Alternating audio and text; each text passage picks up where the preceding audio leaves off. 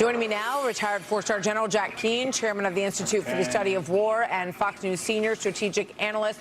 General Keane, good to have you with us. Obviously, we're watching President Trump focusing on the economy in Pennsylvania as he looks ahead to the midterms.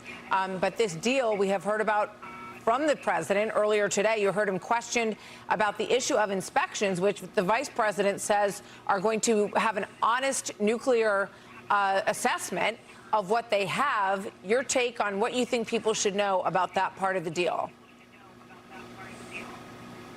Yeah, well, certainly you can see that we're in a very challenging phase. This isn't normal negotiations like you have an arbitrator and you got a union and you got a firm and you're trying to agree on a compromise towards a common objective. This is coercive diplomacy that we're executing. We don't tell that to the Iranians, but that's really what it is. We're trying to bend them to our will to do things, Martha, that they really don't want to do. And it's not surprising that they likely agreed in the negotiation to inspectors, IAE inspectors, and I have a thought about that, as you know.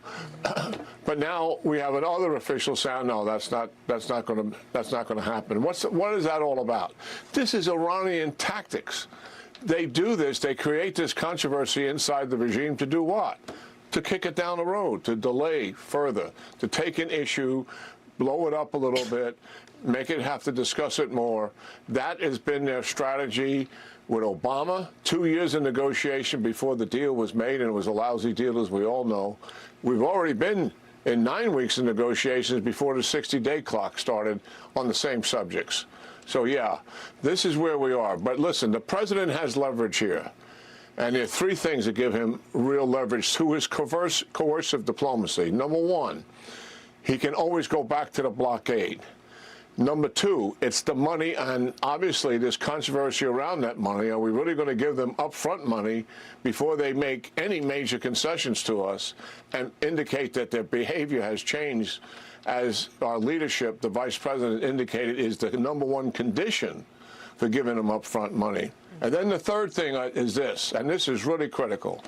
9 and 10 June of this year, of this month, we attacked on the 9th, and then we attacked on the 10th. The reason? Bring them to the negotiating table. We threatened to attack on the 11th, said we were going to do, and they rang his number, figuratively, called the president and said, we're willing to talk. That is the leverage that we have here. And we're in this coercive defensive diplomacy phase. Martha, it's going to have a bunch of bumps to it. And we're seeing some of those bumps. On the inspectors, look, this is the president's number one objective. No enrichment, no capability to enrich, no moratorium, nothing in terms of a nuclear enterprise or even smells of it. That's kind of the path we're on in my language. He has got to make certain that we are in control of those inspections anytime, anywhere. The IAE has qualified people. They've done Iran over and over and over again. There are a bunch of Europeans who have done this, and they are good people. I'm not suggesting they're not, but they've been manipulated for years. The president needs his team on the ground with them, accomplishing his objectives with the complete bias that brings to the table.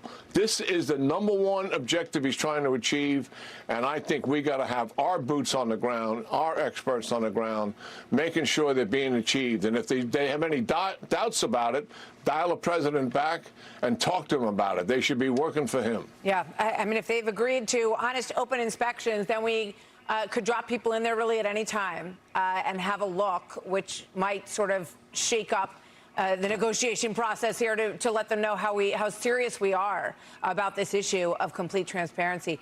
General Keane, thank you very much. As you know, we're in the middle of this speech. We're going to head back there, but we are grateful for your time here. Thank you very much, sir. Be sure to like and subscribe for all the Fox News latest on YouTube, and catch full shows streaming now on Fox One.